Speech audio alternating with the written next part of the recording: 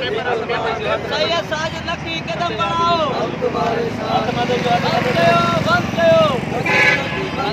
बंद कयो दहशतगर्दी बंद कयो।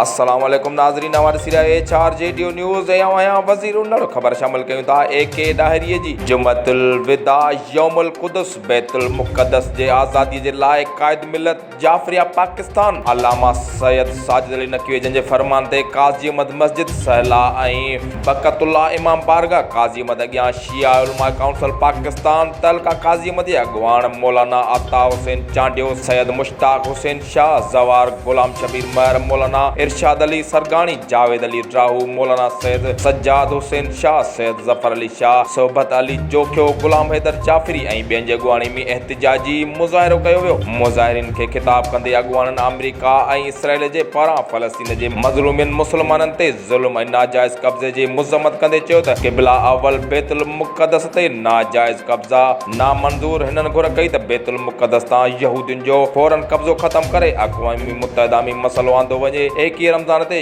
योम अली मल्हायो ऐं सिंध अंदरि आज़ादारनि ते सख़्त तशद्दुद करे केस दाख़िल कया विया। उन्हनि जी सख़्त लफ़्ज़नि में मज़म्मत कयूं था उहे केस फिलफोर ख़तमु कया वञनि ऐं मुसलमान सां थींदड़ ज़ुल्म बंदि कयो वञे।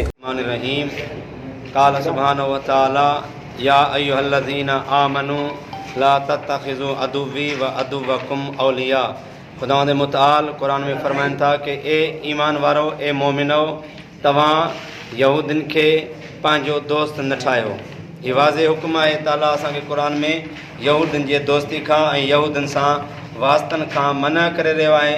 लेकिन अफ़सोस जी ॻाल्हि आहे जो हेॾे पैमाने ते इसराइल जेको फ़लस्तीन में आयो हो त असांखे कुझु जॻह ॾियो, असां तव्हांजे भरिसां रहणु था चाहियूं।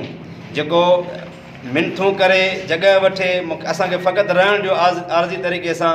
अॼु उहे जेके मिनथूं करे जॻह वरितूं आर्ज़ी, अॼु उहे पंहिंजे असांजे मुल्क फ़लस्तीन ते जेको आहे कब्ज़ो कयो वेठा आहिनि ऐं फ़लस्तीन जे मुस्लमाननि खे हू उन मुल्क मां लॾाइण जे लाइ तंग करे रहिया आहिनि। ऐं जेको क़िबले अवल आहे मुस्लमाननि जो, काबतुल्लाह खां पहिरियां जेको क़िबलो हो उहो आहे बैतुल मुक़द्दस। नाजाइज़ उन ते इसराइल कब्ज़ो कयो आहे। जेको इमदादी तौर ते फ़लस्तीन में रहणु आयो हो, अॼु उहो फ़लस्तीन में बैतुल मुक़द्दस ते कब्ज़ो करे ऐं उतां जे मुस्लमाननि ते, फ़लस्तीन जे मुस्लमाननि ते नाजाइज़ ज़ुल्म पियो करे। न उन्हनि जे औरतुनि ते रहम था कनि, न उन्हनि जे ॿारनि बचनि ते रहम था कनि। जी बिस्मिल्लाहिर्रहमानिर्रहीम। जीअं त ही अॼु जो जेको मुज़ाहिरो आहे या एहतिजाज आहे मस्जिद सहला, ऐं उनमें मेन जेको टॉपिक आहे अॼु जे ॾियारे सां जुम्मतुल विदा, जेको हर माह रमज़ान जे आख़िरी जुमे ते इमाम ख़ुमैनी रहमतुल्लाह अलैहि जे हुकुम ते पूरी दुनिया में आलम इंसानियत मुस्लमान फ़लस्तीन जे हक़ में आवाज़ उथारींदा आहिनि त यहूदी जेको क़ाबिज़ आहे क़िबले अवल ते उहो नाजाइज़ कब्ज़ो आहे ऐं मुस्लमाननि जे दीन ईमान ऐं रूह ते हिकिड़ो वॾी ज़रब लॻल आहे जेको उन्हनि जो कब्ज़ो आहे। सभु गॾिजी उन शइ जो मुतालबो कयूं था त अक़वाम मुत्तहिदा इन ते एक्शन वठी ऐं इहो जेको कब्ज़ो आहे ख़तमु करायो वञे। औज़ु बिल्लाहि मिनश शैतानिर रजीम, बिस्मिल्लाहिर रहमानिर रहीम, व बिही नस्तईन। असांजो हीउ अॼोको एहतिजाज जेको हर साल हज़रत आयतुल्लाह इमाम ख़ुमैनी जे हुकुम ते क़िबले अवल बैतुल मुक़द्दस जी आज़ादी जे हिसाब सां हूंदो आहे। मुल्की सूरत हाल खे मद्देनज़र रखंदे असां हिन दफ़े इहो जेको एहतिजाज आहे असां इमाम बारगाह जे अंदरि करे रहिया आहियूं।